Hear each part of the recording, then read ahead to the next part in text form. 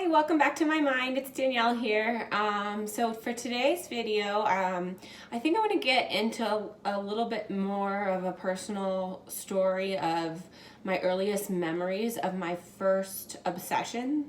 So remember yesterday I told you guys that an obsession has two moving parts. It's what you're afraid of, and then it's what you fear will happen. So my earliest memory, so wait, before I explain my earliest memory, just know that obsessions change over the years. So they may always be surrounded by the same thing, but they also may completely change by something that stimulated you and who knows what, like you just saw a sign or something like that. So mine has kind of always been around the fear of my mom dying. My earliest memories is when I think it was 10, maybe I was 11. I was in 5th or 6th grade, and I was sitting in the hallway outside reading in elementary school. Who knows why I was in the hallway? Maybe I was a bad kid, but I don't think that's it. I think it's because I had issues like focusing. I also have ADHD stuff too, but that's a whole other topic. So I was sitting in the hallway, and it literally was just like a wave came over me. Like, just all of a sudden, I had this really strong fear of the whereabouts of my mom. And I don't know, because I don't remember what I was reading, but I do remember that feeling, and I was so scared of it. Like, I needed to figure out if she was okay. So that was like the feeling of the obsession. It's like a very strong, it's anxiety for sure, but it's very specific. So with that being said, that same year, and now forgive me, but I don't remember if it was before or after or what, but because I think it was before that same year, because it was in the summer this happened. My mom actually had Bell's palsy. So for those of you who don't know what that is, it's like a stroke, but it only affects your face. So it happens at one instance, but it lingers for a while. So for a long time, my mom had to wear this like eye patch thing, so she could blink so her eye wouldn't get dry, because she lost all muscle function on one side of her face. So I was actually in the car with her when it happened. However, she didn't tell me it was happening. She did not want to freak me out. But I don't know. I find it weird. Not weird, just like kind of eerie and creepy that like she didn't tell me it was happening at that moment. But like I definitely feel, and I've talked to several therapists about this, that this was like one of the traumatic events that spiked my OCD. And remember, I had OCD from birth, so I probably had OCD tendencies as a kid, but I didn't, there's nothing like really like spiked it for me to start obsessing. And I feel like this was the time when it happened, when my mom got Bell's palsy. And it was always hard for me to talk about, because even right now it is, just because like I didn't ever want my mom to feel like it was her fault. And it never was, and it never is. And so yeah, that's been a difficult thing, and like along this journey that I've accepted it's not my mom's fault, and my mom knows I have OCD, and it's just my fear around her dying stemmed from that traumatic event in my life. So the other thing that is interesting that I recently thought about was, I mean, my dad has always said to me, like, we didn't bond until I was 3 months old as a baby. And I'm a daddy's girl for sure. I'm also, I mean, I'm really close with both my parents, to be honest, but I have a special bond with my dad as an adult right now. And I didn't have any connection with him from birth to 3 months.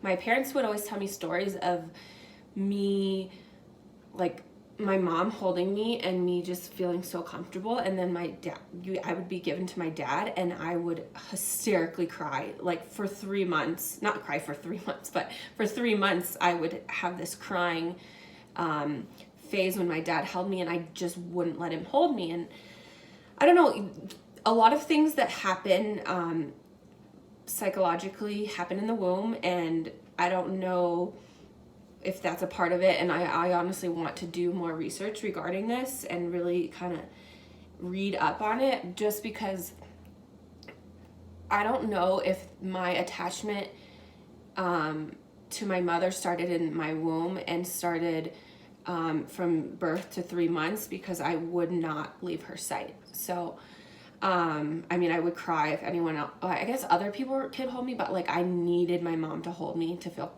comfortable. And that could just be with anyone, honestly.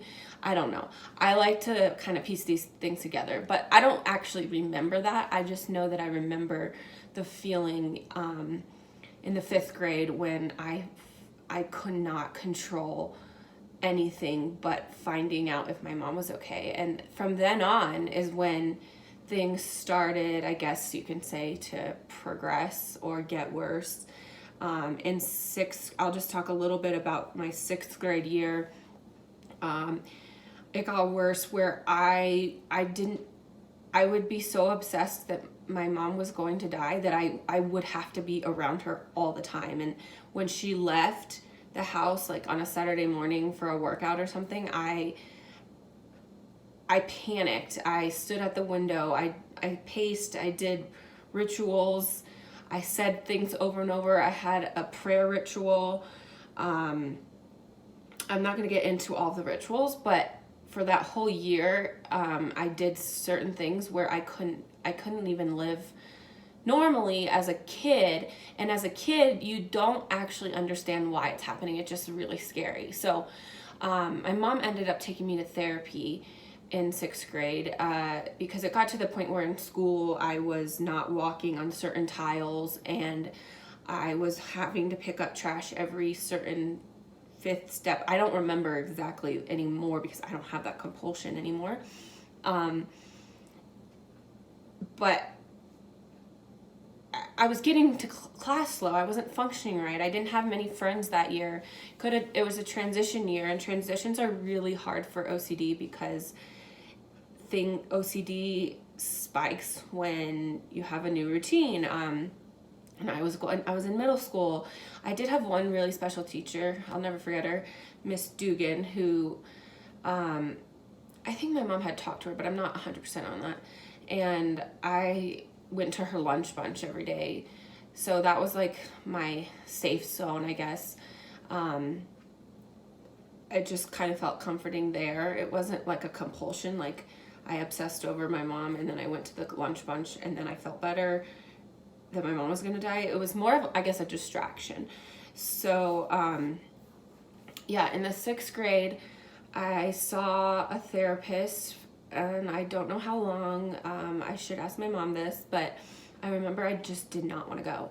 I told my mom, I don't want to go. I just need to be with you. I'm fine. And like, it was a fight and a struggle every time she took me there. But the one thing I do want to talk about is that I remember drawing, doing art. It was kind of like art therapy there. And I was so scared of bad things happening. So it started with my mom dying, and then it turned into people getting shot, and someone I love getting shot, and car accidents, and anything that wasn't like happy. And that sounds funny, but like I was just so scared of death and dying of people I loved. It started with my mom, and then it sprung to like people I love. I didn't have any worries about myself yet. That came later, like in my later teens and 20s. But I drew this picture in art in therapy, and it was the world, and I literally like drew it so detailed, and it was the world, and I put glasses on the world, and I colored the glasses red, and in the lenses there were roses. Like, I drew this as this 6th grade kid, and I told my therapist I just saw the world in rose-colored lenses, and I was so scared to see it any way else. And I had to be next to my mom because that's the only way I could see the glasses were on, and if I couldn't see the world any other way. So these are just early memories of me fearing bad things happening.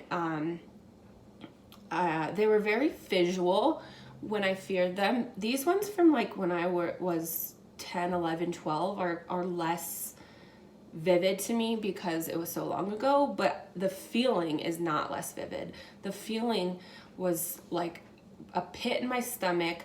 I had to change that feeling or I was not going to have a good day. It was like a sick, like turn pit,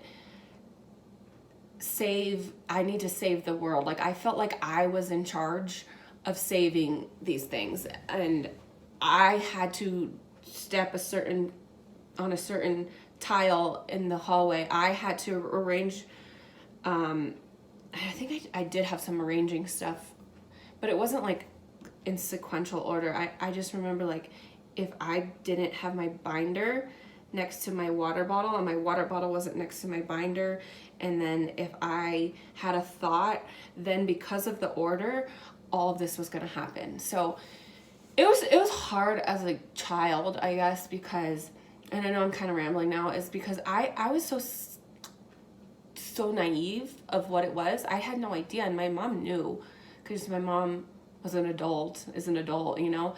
And so it was just more of like a scary thing as a child, and I couldn't learn about it. So I just like, it's just like I got by. I don't think I took any medication as a child.